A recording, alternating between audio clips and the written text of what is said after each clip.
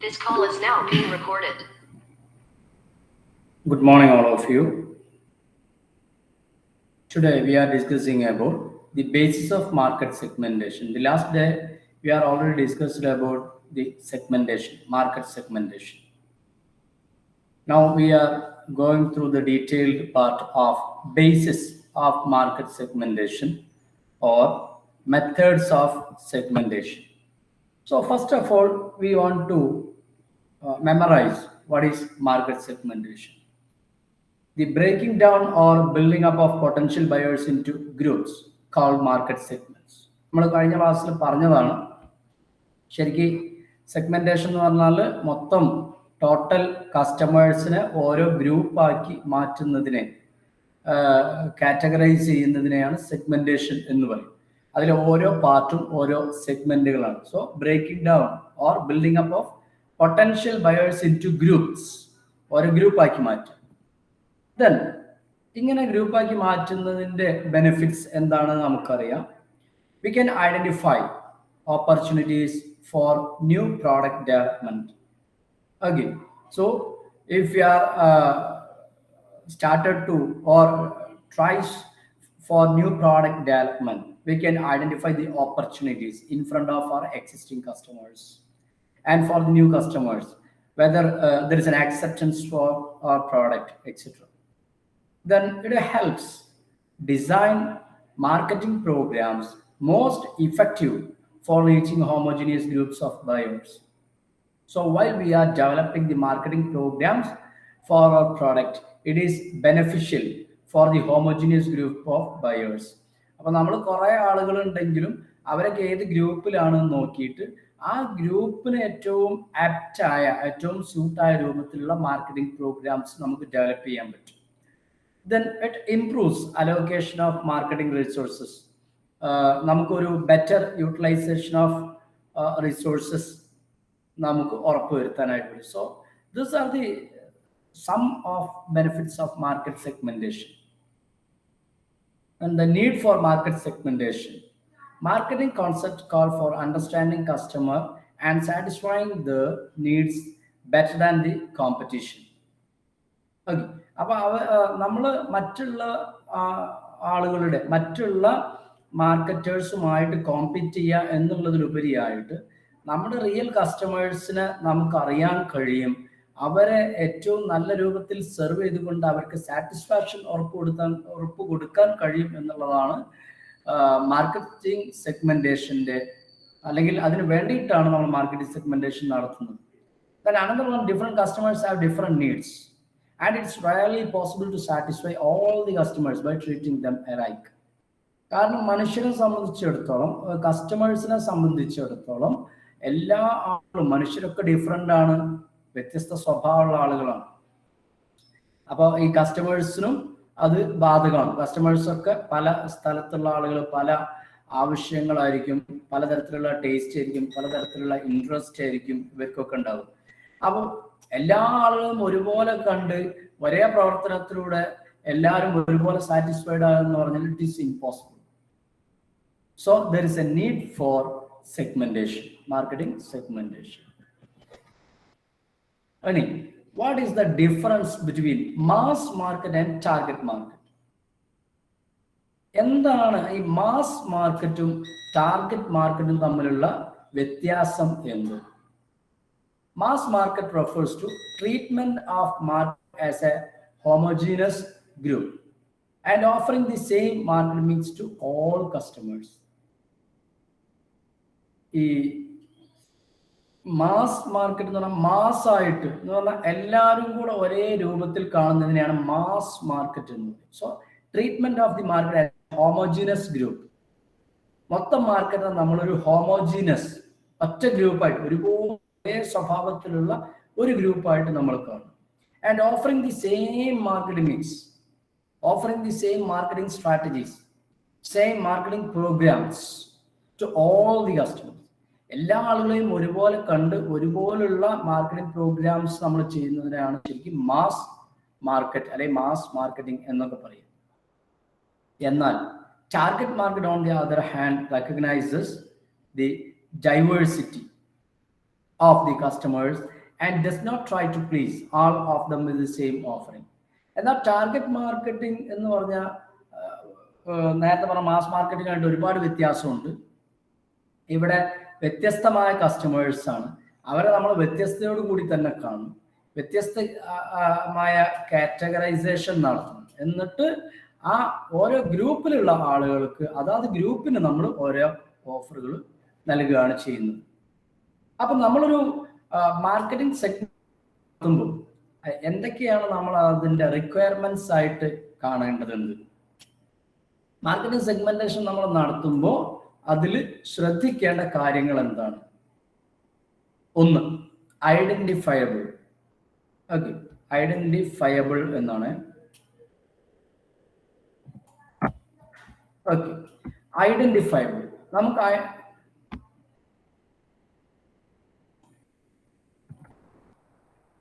Identify ചെയ്യാൻ കഴിയണം. The differentiating attributes of the segments must be measurable so they can be identified. നമ്മുടെ market segment നമുക്ക് കണ്ടെത്താൻ കഴിയണം. ആരൊക്കെയാണ് നമ്മളെ പ്രോഡക്റ്റിന്റെ യഥാർത്ഥ യൂസേഴ്സ് ആരാണ് എന്ന് നമുക്ക് അറിയണം. എന്നാലേ അവർക്ക് ഏറ്റവും സൂട്ടബിൾ ആയ രൂപത്തിലുള്ള മാർക്കറ്റിംഗ് ഓഫറിങ്സ് നമുക്ക് നൽകും. Then ഈ differentiating attributes of segment must be measurable. അത് നമുക്ക് മെഷർ ചെയ്യാൻ പറ്റണം. അതിൽ എത്ര ആളുകൾ ഉണ്ട് എന്ന് നമുക്ക് പറയാൻ കഴിയും. നമ്മുടെ പ്രോഡക്റ്റ് ഡിമാൻഡ് ചെയ്യുന്ന ആളുകൾ ആരൊക്കെയാണ് എന്ന് കൃത്യമായിട്ട് നമുക്ക് മെഷർ ചെയ്യാൻ പറ്റിയിരിക്കും. അങ്ങനെയുള്ള സെഗ്മെന്റ് ആയിരിക്കും. Then second one, segments must be reachable through communication and distribution channel. Segment എന്ന് പറയുന്നത് ഈ ഓരോ സെഗ്മെന്റും that should be reachable through communication. നമുക്ക് എത്തിപ്പിടിക്കാൻ പറ്റുന്ന രൂപത്തിലുള്ള ഒരു സെഗ്മെന്റ് ആവും. നമ്മളെ കൊണ്ട് എത്താത്ത, ഒരിക്കലും നമ്മളുടെ കമ്മ്യൂണിക്കേഷൻ ആക്സസിബിൾ അല്ലാത്ത ഒരു സെഗ്മെന്റിനെ നമുക്ക് കിട്ടിയിട്ട് കാര്യമില്ല. നമ്മുടെ പ്രോഡക്റ്റ് ഡിസ്ട്രിബ്യൂഷൻ നടത്തുമ്പോൾ അത് നമ്മളെ കൊണ്ട് ഈ സെഗ്മെന്റിലേക്ക് എത്തിച്ചു കൊടുക്കാൻ നമ്മളെ കൊണ്ട് കഴിയും. അങ്ങനെയുള്ള സെഗ്മെന്റ് ആയിരിക്കും ദാറ്റ് ഈസ് ആക്സസിബിൾ, നമ്മളെ കൊണ്ട് എത്തിപ്പിടിക്കാൻ കഴിയുന്ന ഒന്നാവുക. Then unique need to justify separate offerings, the segments must be respond differently to different marketing mixes. പല തരത്തിലുള്ള സെഗ്മെന്റുകൾ നമ്മൾ നമ്മുടെ ഗ്രൂപ്പാക്കി മാറ്റി. അങ്ങനെയാണെങ്കിൽ ഈ 4 ഗ്രൂപ്പിന്റെയും സ്വഭാവത്തിൽ വ്യത്യാസങ്ങൾ ഉണ്ടാവും. They are responding differently, but the people of a particular group will respond in same manner. ഒരേ ഗ്രൂപ്പിലുള്ള ആളുകളുടെ നീഡ്സ് ഏകദേശം ഒരുപോലെ, വ്യത്യസ്ത ഗ്രൂപ്പിലുള്ള ആളുകളുടെ നീഡ്സ് വ്യത്യാസം ഉണ്ടായിരിക്കും. അപ്പൊ അവർക്ക് നമ്മൾ നടത്തുന്ന മാർക്കറ്റിംഗ് ഓഫറിങ്സിലും വ്യത്യാസം ഉണ്ടാവും. മറ്റൊന്ന് substantial. The segment should be sufficiently large to justify the resource required to target them. ആവശ്യത്തിന് ഉണ്ടായിരിക്കണം. നമ്മളിങ്ങനെ സെഗ്മെന്റേഷൻ നടത്തിയ ഈ സെഗ്മെന്റുകളിൽ നമുക്ക് ആവശ്യത്തിനുള്ള കസ്റ്റമേഴ്സ് അവിടെ ഉണ്ടാകും. എന്നാലേ നമുക്ക് സെയിൽ നടത്തി അതിൽ നിന്ന് നമ്മുടെ ലാഭം നമുക്ക് കിട്ടി നമുക്ക് മാർക്കറ്റിൽ എക്സിസ്റ്റ് ചെയ്യാൻ പറ്റുള്ളൂ. അതിനാവശ്യമായ ആളുകൾ, ആവശ്യമായ കസ്റ്റമേഴ്സ് നമ്മുടെ ഈ സെഗ്മെന്റിൽ ഉണ്ടായിരിക്കണം. And finally durability. The segment should be relatively stable to minimize the cost of frequent changes. ഇതിങ്ങനെ വേരിയേഷൻ നടന്നുകൊണ്ട് നിൽക്കുന്നതാവരുത്, ഒരുപാട് കാലം നിലനിൽക്കുന്നതാണ്, സ്റ്റേബിൾ ആണ്. എന്നാലേ നമുക്ക് ഈ നമ്മുടെ മാർക്കറ്റിംഗ് പ്രോഗ്രാംസ് ഇഫക്റ്റീവായിട്ട് ഇംപ്ലിമെന്റ് ചെയ്യാൻ പറ്റുള്ളൂ, അത് നമുക്ക് ഇഫക്റ്റീവ് ആവുകയുള്ളൂ. അപ്പൊ നമ്മുടെ സെഗ്മെന്റ് ഡ്യൂറബിൾ ആവും, അല്ലാതെ എപ്പോഴും ഇങ്ങനെ മാറിക്കൊണ്ടിരിക്കുന്ന രൂപത്തിൽ ആവാൻ പാടില്ല. So these are the requirements of market segments. ഇനി നമ്മൾ നെക്സ്റ്റ് നമ്മുടെ മെയിൻ ടോപ്പിക് എന്ന് പറയുന്നത് basis for segmentation in consumer market അല്ലെങ്കിൽ മെത്തേഡ്സ് ഓഫ് സെഗ്മെന്റേഷൻ. പ്രധാനമായിട്ടും നമ്മൾ 4 തരത്തിലുള്ള ബേസിസ് ആണ് സെഗ്മെന്റേഷന് പഠിക്കാനുള്ളത്. പല ടെക്സ്റ്റ് ബുക്കുകളിലും ചിലപ്പോൾ കൂടുതൽ ഉണ്ടാവാം. പക്ഷെ നിർബന്ധമായിട്ടും 4 തരത്തിലുള്ള സെഗ്മെന്റേഷൻ നമുക്ക് അറിഞ്ഞിരിക്കണം. ഒന്ന് ജിയോഗ്രഫിക് സെഗ്മെന്റേഷൻ, മറ്റൊന്ന് demographic segmentation, then psychographic segmentation and finally behavioural segmentation അല്ലെങ്കിൽ ബിഹേവിയറലിസ്റ്റിക് സെഗ്മെന്റേഷൻ. ഓരോന്നും നോക്കാം നമുക്ക്. First one, geographic segmentation. Geographic എന്ന് പറഞ്ഞാൽ ലൊക്കേഷൻ ബേസ്ഡ് ആണ്. ആളുകൾ താമസിക്കുന്ന സ്ഥലം എവിടെയാണെന്ന്. Geographic segmentation tries to divide market into different geographical units. Geographic segmentation tries to divide market. മാർക്കറ്റിനെ നമ്മൾ ഡിവൈഡ് ചെയ്യുന്നു into different geographical units. ഇപ്പൊ ഇവിടെ കൊടുത്തിട്ടുള്ള പിക്ചർ നോക്കുക. ഇവിടെ 4 തരത്തിലുള്ള ഭാഗമായി മാറ്റിയിട്ടുണ്ട്. മുകളിലെ ഭാഗത്ത് നമ്മൾ ഗ്രീൻ കളറാണ്, താഴെ ബ്ലൂ കളർ, റൈറ്റ് സൈഡിൽ യെല്ലോ, ലെഫ്റ്റ് സൈഡിൽ റെഡ്. ഇതൊക്കെ മാർക്കറ്റുകളായിട്ട് നമ്മൾ. അപ്പോൾ ഒന്ന് നോർത്ത്, സൗത്ത്, ഈസ്റ്റ്, വെസ്റ്റ്, ഇതൊരു ക്ലാസിഫിക്കേഷനാണ്. അതാണ് കൊടുത്തിട്ടുള്ളത്. ഒന്ന് റീജിയൻ ബേസ്ഡ്. മറ്റൊന്ന് സൈസ് ഓഫ് ഏരിയ. നമ്മൾ ഈ സെഗ്മെന്റായി തെരഞ്ഞെടുത്ത സ്ഥലത്തിന്റെ വലിപ്പം, എത്രത്തോളം ഏരിയ കവർ ചെയ്യാനുണ്ട്. ദെൻ അവിടുത്തെ പോപ്പുലേഷൻ ഡെൻസിറ്റി, ദെൻ ക്ലൈമറ്റിന്റെ അടിസ്ഥാനത്തിൽ, ഇങ്ങനെയൊക്കെ നമുക്ക് സെഗ്മെന്റേഷൻ നടത്താം. അപ്പൊ ആദ്യം റീജിയൻ എന്ന് പറഞ്ഞാൽ continent, by country, by state or by even neighbourhood അല്ലേ. അപ്പൊ നമ്മള് ഇപ്പോ ഇന്ത്യയെ മൊത്തമായിട്ട് ഒരു മാർക്കറ്റ് ആയിട്ട്, ഒരു സെഗ്മെന്റ് ആയിട്ട് എടുക്കുക. ദെൻ നമ്മളെ തൊട്ട് അയൽപ്രദേശമായ ചൈനയെ മറ്റൊരു സെഗ്മെന്റ് ആയിട്ട് എടുക്കുക. അഫ്ഗാനിസ്ഥാൻ മറ്റൊരു സെഗ്മെന്റ് ആണ്, നേപ്പാൾ വേറൊരു സെഗ്മെന്റ് ആണ്. ഈ പറഞ്ഞ 4 രാജ്യങ്ങളിലെയും ആളുകളുടെ ജീവിത രീതിയും അവരുടെ നീഡും വ്യത്യാസമുണ്ട്. ഇന്ത്യയിൽ ജീവിക്കുന്ന ഒരാളും ചൈനയിൽ ജീവിക്കുന്ന ഒരാളുടെയും ഭക്ഷണ രീതി സെയിം അല്ല, വസ്ത്രത്തിന്റെ രീതി സെയിം അല്ല, അവരുടെ മറ്റു തരത്തിലുള്ള പ്രവർത്തനങ്ങൾ ഒന്നും സെയിം അല്ല. അപ്പൊ ആ രൂപത്തിൽ നമുക്ക് സെഗ്മെന്റിന് മാറ്റം വരുത്താം. ഇനി അതല്ല, സ്റ്റേറ്റിന്റെ അടിസ്ഥാനത്തിൽ നമുക്ക് മാറ്റങ്ങൾ വരുത്താൻ പറ്റും. കേരള എന്നുള്ളത് ഒരു സെഗ്മെന്റ്, തമിഴ്നാട് മറ്റൊന്ന്, കർണാടക മറ്റൊരു സ്റ്റേറ്റ് ആയിട്ട്, പഞ്ചാബ് വേറൊരു സ്റ്റേറ്റ്, ഡൽഹി വേറൊരു സ്റ്റേറ്റ്. ഇങ്ങനെ നമ്മൾ ഈ ഓരോ സ്റ്റേറ്റിനെയും ഓരോ സെഗ്മെന്റ് ആക്കിയിട്ട് നമുക്ക് മാറ്റാം. ഇനി അതിലും താഴേക്ക് വരികയാണെങ്കിൽ ഡിസ്ട്രിക്റ്റ്. നമ്മൾ കേരളം എടുക്കുകയാണെങ്കിൽ കോഴിക്കോട്, ദെൻ അല്ലെങ്കിൽ കാസർഗോഡ്, കണ്ണൂർ, കോഴിക്കോട് ഒരു ഭാഗം, മലപ്പുറം, തൃശ്ശൂർ, പാലക്കാട് മറ്റൊരു ഭാഗം. അങ്ങനെ നമുക്ക് സെഗ്മെന്റുകളാക്കി മാറ്റാം. ഇതാണ് റീജിയൻസ് എന്നുള്ളത് കൊണ്ട് ഉദ്ദേശിക്കുന്നത്. ഇനി മറ്റൊന്ന്, ജിയോഗ്രഫി സെഗ്മെന്റേഷനിൽ വരുന്ന മറ്റൊരു രൂപമാണ്, സെഗ്മെന്റേഷൻ നടന്ന രൂപം size of the area. Segmented according to size of population. പോപ്പുലേഷന്റെ അടിസ്ഥാനത്തിൽ സെഗ്മെന്റുകളാക്കുക. അപ്പോൾ ഇപ്പൊ നമ്മളൊരു ഇന്ത്യയെ മൊത്തമായിട്ട് നമ്മൾ സെഗ്മെന്റ്, അല്ലെങ്കിൽ കേരളത്തിനെ നമ്മൾ വ്യത്യസ്ത സെഗ്മെന്റുകളാക്കുമ്പോൾ കേരളത്തിൽ മൊത്തം എത്ര കോടി ജനങ്ങളാണോ ഉള്ളത്, ഇപ്പൊ സപ്പോസ് നമ്മൾ ഒരു 20 അല്ലെങ്കിൽ ഒരു 10 ജനങ്ങൾ മൊത്തം കേരളത്തിലുള്ളത് എങ്കിൽ അതിനെ നമ്മൾ ഒരു 5 ഭാഗങ്ങളാക്കുക. അപ്പൊ 2 കോടി വരുന്ന 5 ഭാഗങ്ങളാക്കി മാറ്റും. അപ്പൊ ആ 2 കോടി ചിലപ്പോ 3 സ്റ്റേറ്റ് എടുക്കുമ്പോഴേക്കും 2 കോടി ആയിട്ടുണ്ടാവും, ചിലപ്പോൾ 5 സ്റ്റേറ്റ് എടുക്കേണ്ടി വരും. അപ്പൊ അങ്ങനെ പോപ്പുലേഷന്റെ സൈസിന്റെ അടിസ്ഥാനത്തിൽ നമ്മൾ ഓരോ സെഗ്മെന്റുകളാക്കി മാറ്റും. ഇനി ജിയോഗ്രഫിക് സെഗ്മെന്റേഷന്റെ മൂന്നാമത്തെ ഒരു സെഗ്മെന്റേഷൻ ആണ് പോപ്പുലേഷൻ ഡെൻസിറ്റി. ചില സ്ഥലത്ത് ആളുകൾ തിങ്ങിപ്പാർക്കുന്നുണ്ട്, ചില സ്ഥലത്ത് ആളുകൾ അത്ര തന്നെ ടൈറ്റ് ആവില്ല. അപ്പോൾ അതിനെയാണ് നമ്മൾ ജനസാന്ദ്രത എന്ന് പറയും, population density. It is often classified as urban, semi urban, അല്ലെങ്കിൽ സബ് അർബൻ, അല്ലെങ്കിൽ റൂറൽ ഏരിയ, ഇങ്ങനെയൊക്കെ നമ്മൾ ഓരോ മാർക്കറ്റുകളാക്കി മാറ്റും.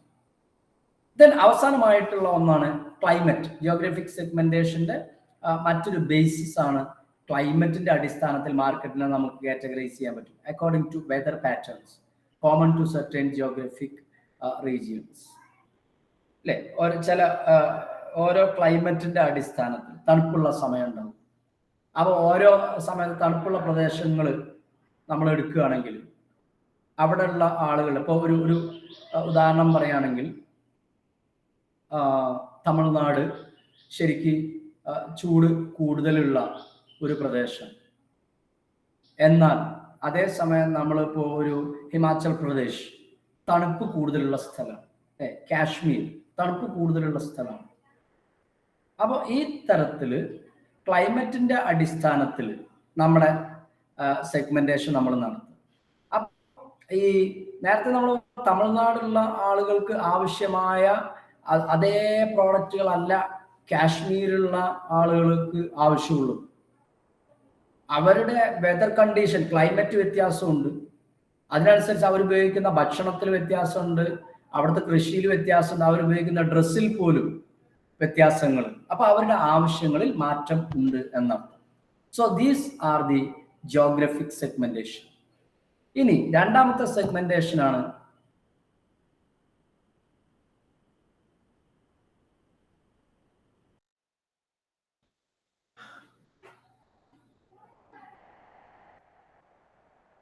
Demographic segmentation.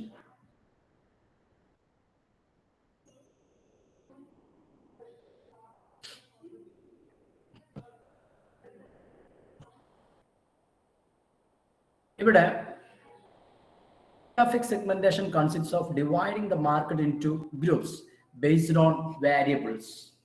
അപ്പോൾ ഈ ഡെമോഗ്രഫി എന്ന് പറഞ്ഞാൽ സ്റ്റഡി ഓഫ് പോപ്പുലേഷൻ, ഇതിനെയാണ് നമ്മൾ ഡെമോഗ്രഫി എന്ന് പറയുന്നത്.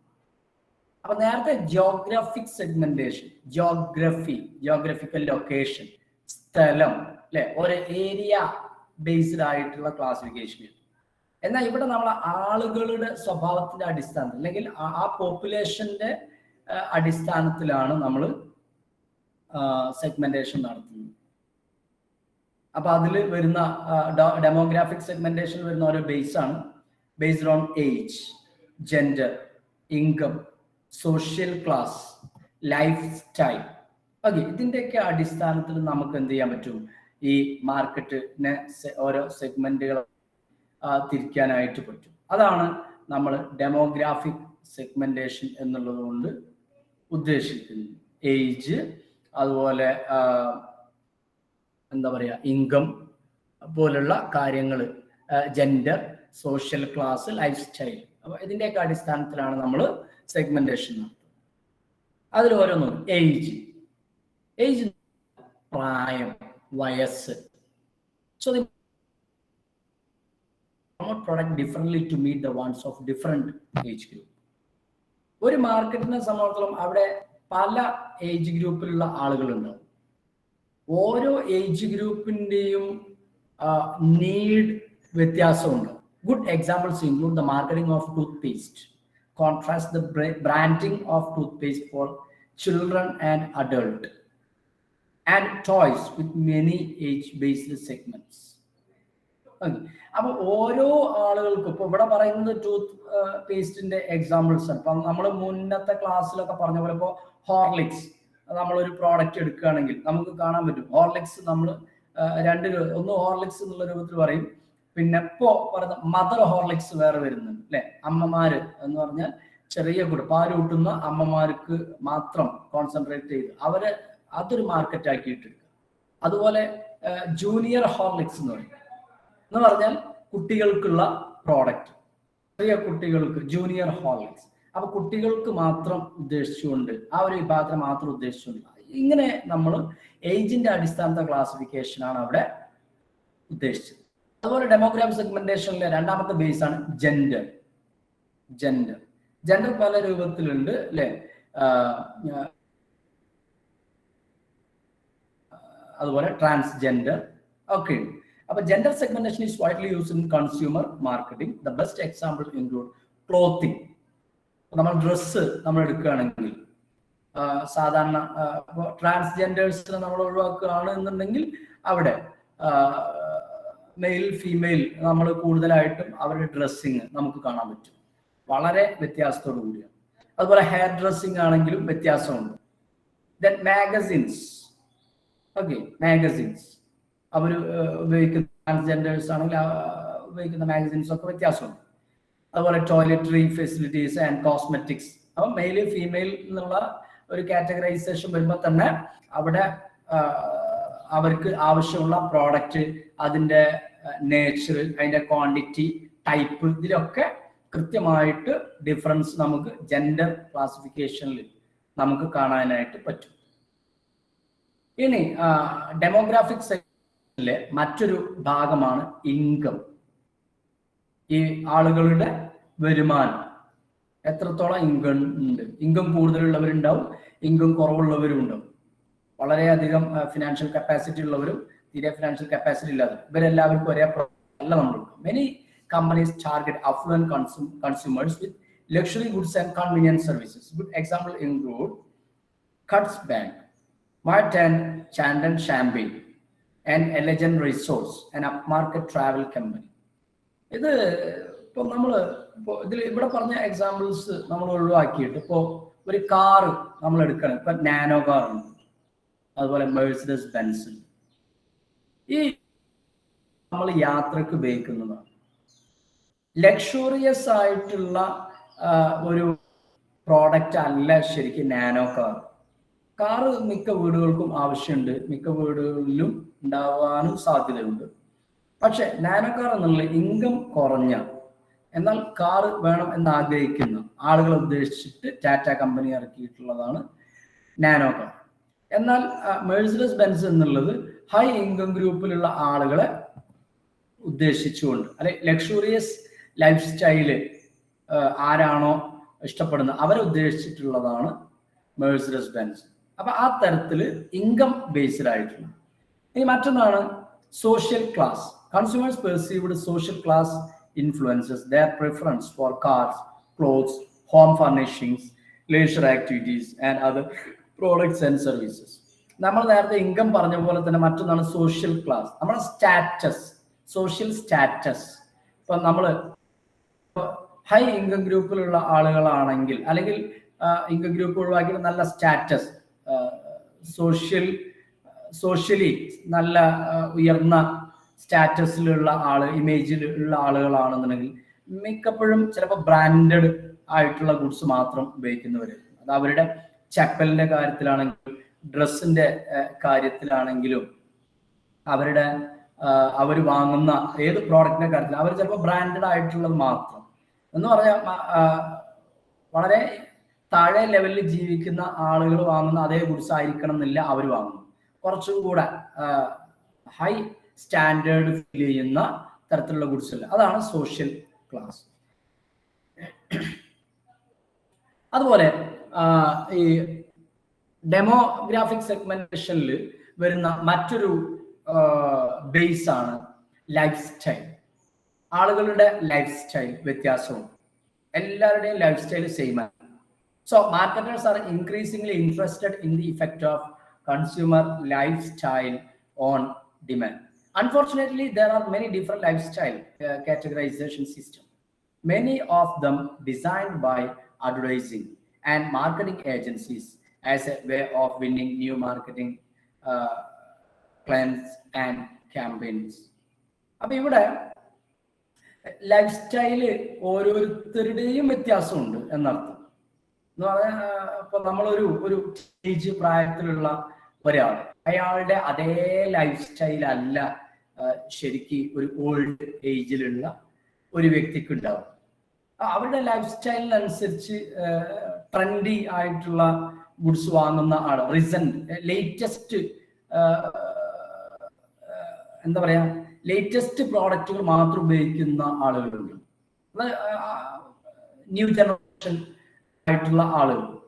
ദെൻ ഓൾഡ് ഏജിലുള്ള ആളുകൾ അങ്ങനെ ലേറ്റസ്റ്റ് പ്രോഡക്റ്റുകൾ തന്നെ വാങ്ങിക്കുന്നവരാവണമെന്നില്ല, അതിൽ വ്യത്യാസം ഉണ്ടാകാനുള്ള സാധ്യത വളരെ കൂടുതലാണ്. ഓക്കെ, അതാണ് ലൈഫ് സ്റ്റൈൽ. ദെൻ പിന്നെ രണ്ട് തരത്തിലുള്ള സെഗ്മെന്റേഷൻ ആണ് ഇപ്പൊ നമ്മൾ പറഞ്ഞത്, ജിയോഗ്രഫിക് സെഗ്മെന്റേഷൻ അതുപോലെ ഡെമോഗ്രാഫിക് സെഗ്മെന്റേഷൻ.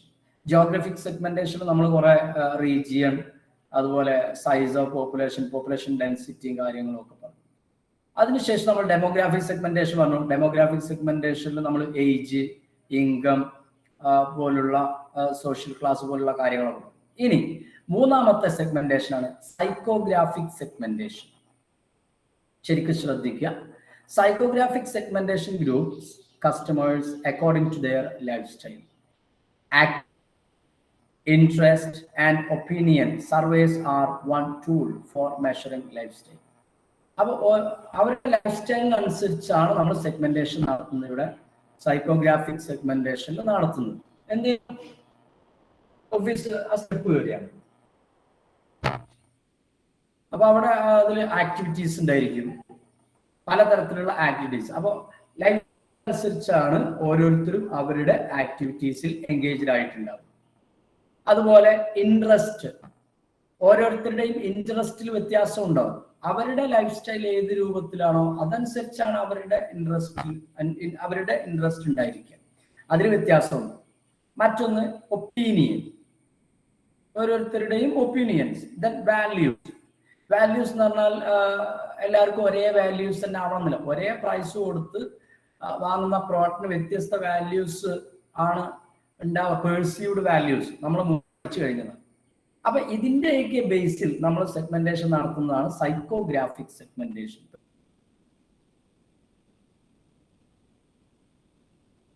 $99 അല്ലെങ്കിൽ 990 രൂപ എന്നൊക്കെ പറയും. അപ്പൊ ഇതൊക്കെ നമ്മൾ ഒരു സൈക്കോഗ്രാഫിക് അല്ലെ സൈക്കോളജിക്കൽ പ്രൈസിംഗ് ആണ്. അതുപോലെ അവരെ എൻഗേജ് ചെയ്യുന്ന ആക്ടിവിറ്റീസ്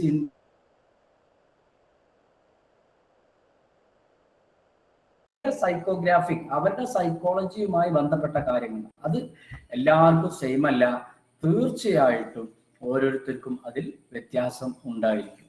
ഇതാണ് 3 സെഗ്മെന്റേഷൻ കേസ്. അപ്പൊ നമ്മൾ പറഞ്ഞത് Geographic segmentation, demographic segmentation, then psychographic segmentation. ഇനി ലാസ്റ്റ് പാർട്ടാണ് ബിഹേവിയറലിസ്റ്റിക് സെഗ്മെന്റേഷൻ. ബിഹേവിയർ എന്ന് പറഞ്ഞാൽ സ്വഭാവം. Behavioralistic segmentation is based on actual customer behavior towards the product. അപ്പോൾ ആളുടെ സ്വഭാവം എന്നുള്ളതിനേക്കാളും ഓരോരുത്തരുടെയും സ്വഭാവം തന്നെയാണ്, ബട്ട് ടുവേർഡ്സ് ദി പ്രോഡക്റ്റിനോടുള്ള അവരുടെ ആവശ്യം നിറവേറാനുള്ള അവരുടെ പ്രോഡക്റ്റ് ഏതാണോ ആ പ്രോഡക്റ്റ് തിരഞ്ഞെടുക്കുന്നതിലുള്ള സ്വഭാവമാണ് ഇവിടെ ഉദ്ദേശിച്ചത്. അതിൽ വരുന്നത് opinion, interest and hobbies, degree of loyalty, occasion, benefits sought, usage. അല്ലേ? ഒപ്പീനിയൻ, ഇൻട്രസ്റ്റ്, ഹോബി ഓരോരുത്തർക്ക് വ്യത്യാസം ഉണ്ടാവും, അതിനനുസരിച്ച് അവരുടെ പ്രോഡക്റ്റിൽ വ്യത്യാസം ഉണ്ടാവും. ഡിഗ്രി ഓഫ് ലോയൽറ്റി, അല്ലെ, ലോയൽ കസ്റ്റമർ. അതുപോലെ ഒക്കേഷൻ, ഓരോ സാഹചര്യത്തിനനുസരിച്ച് മാറും. ബെനിഫിറ്റ്സ് സോട്ട്, ഓരോരുത്തർ ഒരു പ്രാവശ്യം ഉപയോഗിച്ചപ്പോൾ അതിൽ നിന്ന് കിട്ടിയ ബെനിഫിറ്റിനനുസരിച്ച് അല്ലെങ്കിൽ അതിൽ നിന്ന് കിട്ടാൻ പോകുന്ന ബെനിഫിറ്റിനനുസരിച്ച്. ദെൻ യൂസേജ്, നമ്മൾ ഉപയോഗിക്കാൻ പോകുന്ന പ്രോഡക്റ്റിന് യൂസ് ഉണ്ടോ എന്നുള്ള കാര്യങ്ങൾ. ഈ തരത്തിലുള്ള കാഴ്ചപ്പാടുകൾ അല്ലെങ്കിൽ ആ തരത്തിലുള്ള ബേസിസ് ആണ് ഇവിടെ ബിഹേവിയറലിസ്റ്റിക് സെഗ്മെന്റേഷനിൽ നമ്മൾ ഫോക്കസ് ചെയ്യുന്നത്. അതിൽ ഒന്നാമത്തതാണ് opinion, interest and hobbies. This base covers a huge area and include consumers' political opinions, views on the environment, sporting and recreational activities, and arts and cultural issues. ചില ആളുകൾക്ക് എന്തായിരിക്കും സ്പോർട്സ് പരമായ പ്രവർത്തനങ്ങളിലായിരിക്കും കൂടുതൽ താല്പര്യം ഉണ്ടാകും. മറ്റുള്ള ആൾ ചിലപ്പോൾ ആർട്സിലായിരിക്കും. ചില ആളുകൾ ആർട്ടുമായി, കലയുമായി ബന്ധപ്പെട്ട മേഖലയിലേക്ക് കൂടുതൽ താല്പര്യം. അവർ ഉപയോഗിക്കുന്ന പ്രോഡക്റ്റുകൾ വ്യത്യാസമുണ്ട്. എന്നാൽ സ്പോർട്സിലുള്ള ആളുകൾ അവർ ഉപയോഗിക്കുന്നതിൽ തീർത്തും ഈ രണ്ട് വിഭാഗങ്ങളും തീർത്തും വ്യത്യാസമുണ്ട്. അപ്പോൾ ഓരോരുത്തരുടെ ഹോബി, ഇൻട്രസ്റ്റ്, ഒപ്പീനിയൻ അനുസരിച്ച് അവർ വാങ്ങിക്കുന്ന പ്രോഡക്റ്റിൽ വ്യത്യാസം തീർച്ചയായിട്ടും അതിലൊക്കെ വ്യത്യാസം ഉണ്ടായിരിക്കും. ഇനി ബിഹേവിയറിസ്റ്റിക് സെഗ്മെന്റേഷനിൽ വരുന്ന രണ്ടാമത്തെ ഭാഗമാണ് അല്ലെങ്കിൽ രണ്ടാമത്തെ ബേസ് ആണ് ഡിഗ്രി ഓഫ് ലോയൽറ്റി എന്നുള്ളത്. Degree of loyalty. The customers who buy one brand, either all or most of the time, are valuable to firms. ചില ആളുകൾ ഒരേ ബ്രാൻഡ് മാത്രം ഉപയോഗിക്കുള്ളൂ because they are the loyal customers of brand. ഇപ്പൊ നമ്മൾ എന്താ പറയാ, ചില ആളുകൾ ഇപ്പൊ ഷാംപൂ ഉപയോഗിക്കുന്നവരാണെങ്കിൽ ഏതെങ്കിലും ഒരു ഷാംപൂ, ഇപ്പൊ ഹെഡ് ആൻഡ് ഷോൾഡർ എന്നുള്ള ഒരു ഷാംപൂ അത് തന്നെ ഉപയോഗിക്കും. ഇനി അതല്ല, ഇപ്പോൾ സോപ്പ് ഉപയോഗിക്കുന്ന ഒരാളാണെങ്കിൽ അയാള് പിയേഴ്സ് എന്ന സോപ്പ് മാത്രം ഉപയോഗിക്കുക. മറ്റുള്ള ബ്രാൻഡുകളൊക്കെ അവൈലബിൾ ആണ്, but he is not ready to change the brand. ആ ഒരു ബ്രാൻഡാണ് അയാൾ കൂടുതലായിട്ട് ഉപയോഗിക്കുന്നത്. ദെൻ ബിഹേവിയറിസ്റ്റിക് സെഗ്മെന്റേഷനിൽ വരുന്ന മറ്റൊരു ബേസ് ആണ് ഒക്കേഷൻ, ഓരോ അവസരങ്ങൾ, സാഹചര്യങ്ങൾ. This segmentation is segmentation. Sorry.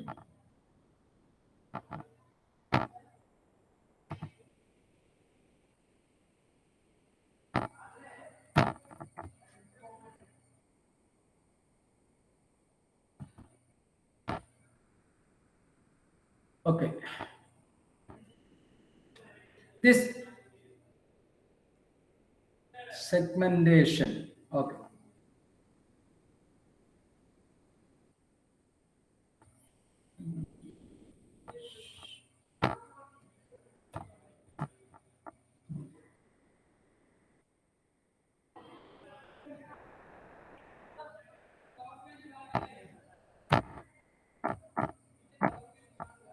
Okay.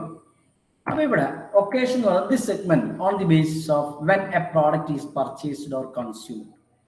ഇവിടെ ഒക്കേഷൻ എന്നുള്ളതുകൊണ്ട് ഉദ്ദേശിക്കുന്ന ഒരു പ്രോഡക്റ്റ് നമ്മൾ വാങ്ങുന്ന സമയത്ത് എന്ന് പറഞ്ഞാൽ, അല്ലെങ്കിൽ അത് ഉപയോഗിക്കുമ്പോൾ മാത്രമാണ് ഉദ്ദേശിക്കുന്നത് എന്ന് പറഞ്ഞാൽ സാഹചര്യങ്ങളാണ്.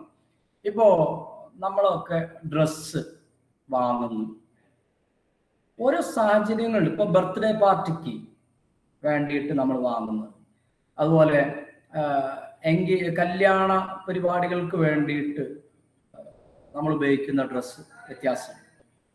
അങ്ങനെ ഓരോ സാഹചര്യത്തിൽ നമ്മൾ ഉപയോഗിക്കുന്ന പ്രോഡക്റ്റുകളിൽ വ്യത്യാസമുണ്ട്. ആ പ്രോഡക്റ്റിനനുസരിച്ച് അല്ലെങ്കിൽ ആ സാഹചര്യത്തിനനുസരിച്ചുള്ള പ്രോഡക്റ്റ് ആയിരിക്കും നമ്മൾ ഉപയോഗിക്കുന്നത്. അപ്പൊ ആ ഒക്കേഷൻ മതി. ഇപ്പൊ നമ്മൾ ചില എന്താ പറയാ ഷോപ്പുകൾക്കൊക്കെ, ടെക്സ്റ്റൈൽസുകൾക്കൊക്കെ നമ്മൾ വെഡിങ് മാൾ, അല്ലെ, വെഡിങ് മാൾ കല്യാണ ഡ്രസ്സുകൾ വേണ്ടി മാത്രമേ ഉള്ളൂ. അത് എന്താണ് ശരിക്കും ഒരു ഒക്കേഷൻ സെഗ്മെന്റ് ആണ്. അപ്പൊ അതിനനുസരിച്ച് ഓരോ ഒക്കേഷൻ അനുസരിച്ച് കൊണ്ട് നമ്മൾ കസ്റ്റമേഴ്സിനെ ഗ്രൂപ്പാക്കി മാറ്റിയത്. ഇനി മറ്റൊന്ന് ബെനിഫിറ്റ്സ് സോർട്ട്. ബെനിഫിറ്റ്സ് സോർട്ട് നമുക്ക് കിട്ടുന്ന benefit. This requires the marketers to identify and understand the main benefits consumers look for in a product. Abo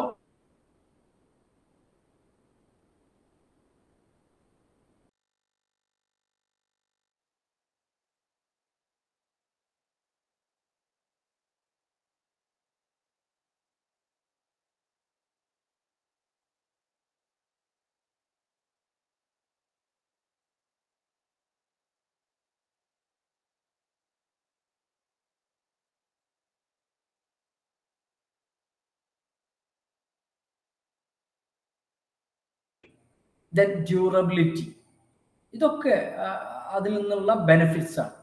അപ്പൊ കസ്റ്റമേഴ്സ് എന്തൊക്കെയാണ് നോക്കുന്നത്, എന്തൊക്കെ തരത്തിലുള്ള ബെനിഫിറ്റ് ആണ് അവർ എക്സ്പെക്ട് ചെയ്യുന്നത് എന്ന് മാർക്കറ്റർക്ക് അറിയണം. Then another one, usage. Some markets can be segmented into light, medium and heavy user group. എന്ന് പറഞ്ഞാൽ ലെവൽസ് ഓഫ് യൂസ്. ചില ആളുകൾ വളരെ കുറച്ച് മാത്രം ഉപയോഗിക്കുന്നവരുണ്ടാവും, ചില ആളുകൾ കുറച്ചും കൂടെ തീരെ കുറവല്ല കുറച്ചധികം ഉപയോഗിക്കുന്നുണ്ട്, ഹെവി യൂസർ വളരെ കൂടുതലായിട്ട് യൂസ് ചെയ്യുന്നുണ്ട്. ഇത്തരത്തിലുള്ള ആളുകളൊക്കെ ഇത്തരത്തിലുള്ള രൂപത്തിലുള്ള പർച്ചേസിങ് നടത്തുന്നവരും ഉണ്ടായിരിക്കും. ആ ആളുകൾ അങ്ങനെ നമ്മൾ സെപ്പറേറ്റ് ചെയ്യും. ഇപ്പോൾ പാക്കറ്റ് അല്ലേ, ഇപ്പോൾ നമ്മൾ ഉദാഹരണം പറയുകയാണെങ്കിൽ വാഷിംഗ് പൗഡർ ഉണ്ട്. ഇപ്പോൾ 2 രൂപയ്ക്ക് കിട്ടുന്നതുണ്ട്. അതുപോലെ 200 ഗ്രാം, 500 ഗ്രാം, 1 കിലോ, 5 കിലോ അല്ലെ, 10 കിലോ ഒക്കെ. അപ്പോൾ അങ്ങനെ ഓരോ ക്വാണ്ടിറ്റി ആക്കി മാറ്റി വെച്ചതാണ്. ആ ഓരോ ഗ്രൂപ്പിനെ ഉദ്ദേശിച്ചിട്ടാണ്. അങ്ങനെയുള്ളതിനെയാണ് നമ്മൾ യൂസേജ് എന്നുള്ളതുകൊണ്ട് ഉദ്ദേശിക്കുന്നത്. So these are the segmentation. So mainly there are 4 bases for making segmentation. They are geographic segmentation, demographic segmentation, psychographic segmentation and behavioralistic segmentation. Okay. ഇനി 2 കാര്യം കൂടെ. ഒന്ന്, മാർക്കറ്റ് ടാർഗറ്റിംഗ് എന്ന് പറഞ്ഞാൽ എന്ത്, അല്ലെങ്കിൽ ടാർഗറ്റ് മാർക്കറ്റിംഗ് എന്ന് പറഞ്ഞാൽ എന്ത്? It's a process of selecting the target market from the entire market. The market consists of a group or groups of buyers to whom the company want to satisfy or for whom product is manufactured, price is set, promotion efforts are made and distribution network is prepared. അപ്പോൾ market targeting എന്ന് പറഞ്ഞാൽ മൊത്തം മാർക്കറ്റിൽ നിന്നും നമ്മുടെ പ്രോഡക്റ്റിന്റെ നമ്മൾ ഉദ്ദേശിക്കുന്ന യഥാർത്ഥ യൂസേഴ്സ് ആരാണോ ആ ആളുകളെയാണ്, ആ ആളുകൾക്ക് വേണ്ടിയിട്ടുള്ള മാർക്കറ്റിംഗ് നടത്തുന്നതിനെയാണ് നമ്മൾ ടാർഗറ്റ് മാർക്കറ്റിംഗ് എന്ന് പറയുക. അല്ലെങ്കിൽ ആ മൊത്തം ഇതിൽ നിന്നും നമ്മൾക്ക് ആവശ്യമുള്ള ആളുകളെ മാത്രം സെലക്ട് ചെയ്യുന്നതിനെയാണ് മാർക്കറ്റ് ടാർഗറ്റിംഗ് എന്ന് പറയുന്നത്. അപ്പൊ ആ ടാർഗറ്റ് മാർക്കറ്റ് സെലക്ട് ചെയ്യുക എന്നുള്ളത്. ടാർഗറ്റ് മാർക്കറ്റ് എന്ന് പറഞ്ഞാൽ നമ്മൾ ഏത് വിഭാഗം ആളുകൾക്ക് വേണ്ടിയിട്ടാണോ പ്രോഡക്റ്റ് ഡെവലപ്പ് ചെയ്തത്, ഏത് വിഭാഗം ആളുകൾക്ക് വേണ്ടിയിട്ടാണ് നമ്മൾ പ്രൈസ് ഫിക്സ് ചെയ്തത്, ഏത് വിഭാഗം ആളുകൾക്ക് വേണ്ടിയിട്ടാണ് നമ്മൾ പ്രൊമോഷണൽ ആക്ടിവിറ്റീസ് ഉപയോഗിക്കുന്നത്, ഏത് വിഭാഗം ആളുകളെ കോൺസെൻട്രേറ്റ് ചെയ്താണ് നമ്മുടെ ഡിസ്ട്രിബ്യൂഷൻ ആക്ടിവിറ്റീസ് നമ്മൾ ഡെവലപ്പ് ചെയ്തത്. അപ്പൊ ഈ തരത്തിലുള്ള കാര്യങ്ങളൊക്കെ ഏത് വിഭാഗത്തിനാണ്, ആ വിഭാഗമാണ് നമ്മുടെ ടാർഗറ്റ് മാർക്കറ്റ്.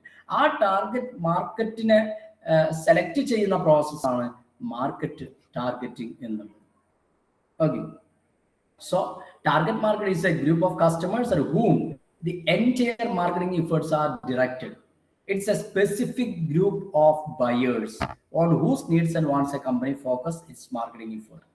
ഏത് വിഭാഗം ആളുകൾക്ക് വേണ്ടിയിട്ടാണോ നമ്മൾ പ്രോഡക്റ്റ്, കമ്പനി കൃത്യമായിട്ട് പ്രോഡക്റ്റ് ഡെവലപ്പ് ചെയ്തിട്ടുള്ളത്, ഏത് വിഭാഗം ആളുകളെ ഫോക്കസ് ചെയ്തിട്ടാണോ ആ വിഭാഗത്തിനെയാണ് നമ്മൾ ടാർഗറ്റ് മാർക്കറ്റ് എന്ന് പറയുന്നത്.